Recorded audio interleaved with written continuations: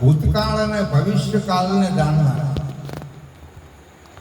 આપ પણ સતવાદી છો, આપ પણ ત્રિકાળ જ્ઞાની છો, આપ પણ આપની સ્થિતિમાં જ્યારે રહી શકશો ત્યારે તમારી પાસે અનુભવના શબ્દો આવશે અને તમે ગદગંગાની અંદર રજૂઆત કરી શકશો. એમાં ના નથી.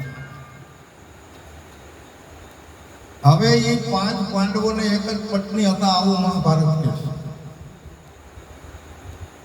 પણ ક્યારે અને કેવી રીતે બહુ સમજવાનું છે. સતી દ્રૌપદી જે આપણી પંચાળ ભૂમિકા અહીંની, અને અત્યારે આપણે એવી ઝાલાવાળી પંચાળ ભૂમિ ઉપર બિરાજમાન છે. ભારત દેશમાં ઘણા બધા રાજ છે પણ ગુજરાત જેવું એકેય નથી. કવિ નર્મદે કવિતા લખી કે જય જય ગરવી ગુજરાત, દીપે હરોનું પ્રભાત.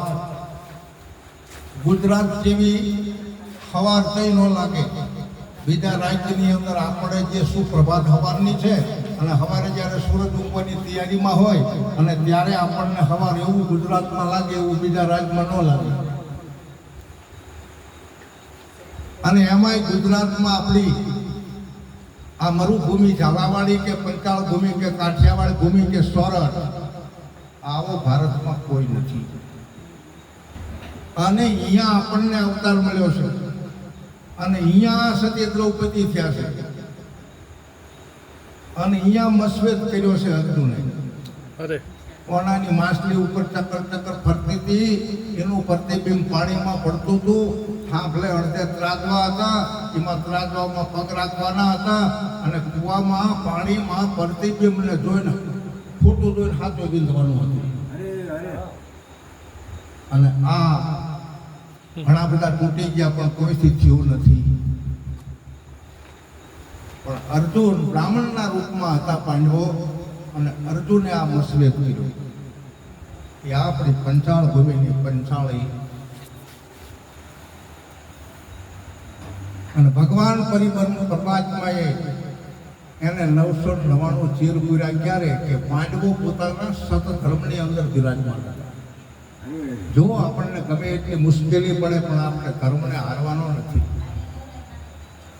આપણે ધર્મનું પાલન કરવાનું છે.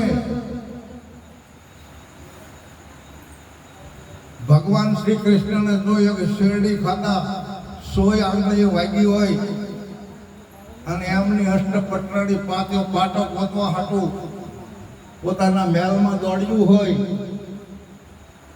અને દ્રૌપદીએ પોતાનું અમૂલ્ય વસ્ત્રને ફાડીને પાટો બાંધ્યો હોય ત્યારે એ પાટાના જે દોરા હતા એ ભગવાને ગણ્યા. બરાબર, એક દોરાની એક ખાલી, એક દોરાની એક ખાલી. આમાં બહુ સમજવાનું છે. 999. બરાબર. આ ચીર આપણા પણ પૂરવા માટે વાલો તૈયાર જ છે. પણ આપણે વાલાને શું આપશું કે આપ્યું તો છે પણ જો વચન સમજાય તો. આપ્યું છે એમાં ના નથી પણ જો વચન સમજાય તો. એટલે પહેલા તે રજૂઆત કરી છે ભજનની. જો કે દેશી ઢાલમાં અમુક ગાતા હોય છે પણ આપણે બધા ગાય ને